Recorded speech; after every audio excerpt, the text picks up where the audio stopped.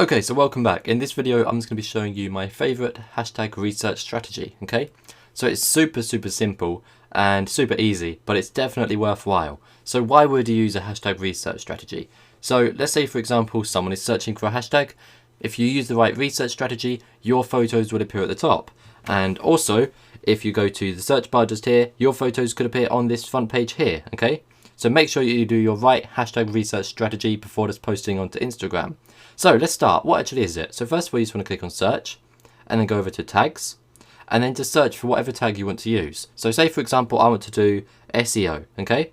So first of all, it comes up with Seoul, if I think I pronounced that right. That's the name of a place, so we don't want that. And then we have SEO itself, which has 1,141,786 posts. So you can see that's quite a big hashtag.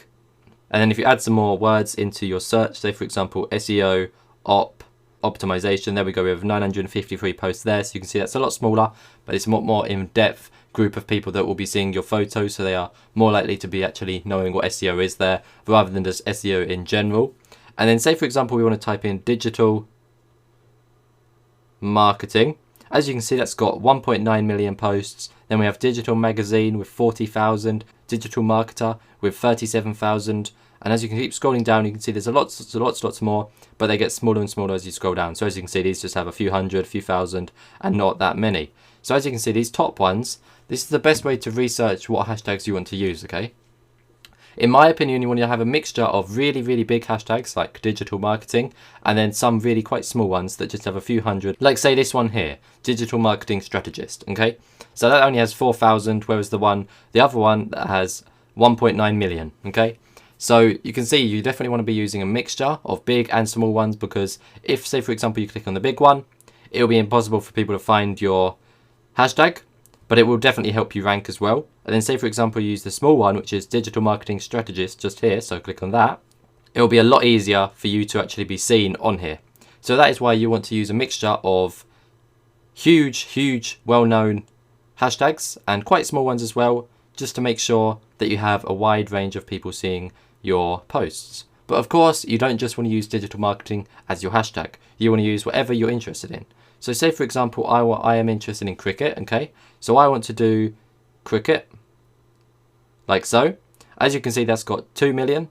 And then as you can scroll down, there's just cricket match, 25,000, cricketers, 26,000, and then keep scrolling down and it just gets less and less. But if you go more in depth, for example, England are currently playing against West Indies, okay? So if I type in ENG versus West Indies, like so, and then click on that, as you can see, these are all cricketing posts, okay? So people are more likely to actually look at them because this is a very in-depth hashtag, so people know what they are looking for if they go to this hashtag. So if you go scrolling down, you can see that if you click on this post here, you can see these people are probably going to watch the cricket match, okay? So it's quite simple and quite easy as well, but it's very helpful. So all of these are going to be cricket posts, and they're going to be quite in-depth, and you're going to know what they're actually about. So here we go, England against ENG versus Windies, which is West Indies, and then here we go, you can just see all of the posts. These are all the top posts. As you can see, this one here has only 70 likes. So it'll be very easy to get to the top there, as it only has 70 likes. Rather, if you just type in cricket, the top one here, let's see. Let's have a look at this. It has 39,000 likes. So as you can see, it's very important that you actually do your research with your hashtags. But using the actual hashtag search on Instagram is my favorite hashtag research strategy, okay? It's really easy, it's really simple, but it's literally my favorite research strategy because you can find which are the top ones just by searching, depending on what your photo's about, obviously. So if I type in puppy, like so, that has 75 million posts, and the top one, let's see, is a video, and that has 70,000 views, okay? And if we look for one which is a picture, this one just here, that has 2,000 likes. So it wouldn't actually be too difficult to beat that one, considering there's only 2,000, when there's over 70 million posts with this hashtag. So make sure that you do your research properly, and you may even easily get onto this top section just here. But if you don't worry, there's always the most recent section down here. So yeah, it's very important that you do your research. So yeah, that's all for this video.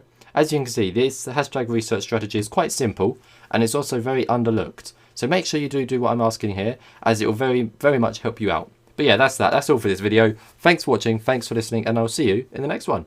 Goodbye.